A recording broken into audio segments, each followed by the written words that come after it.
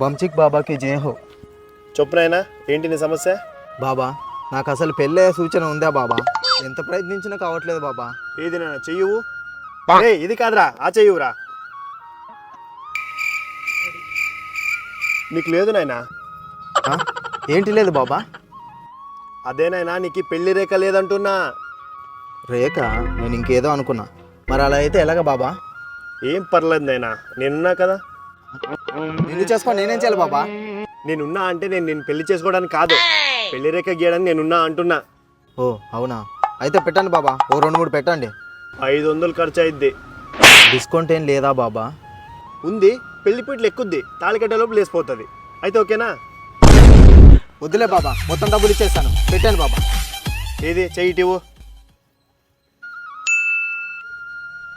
నేనా? నీకు నిజంగానే పెళ్లి కాలేదా?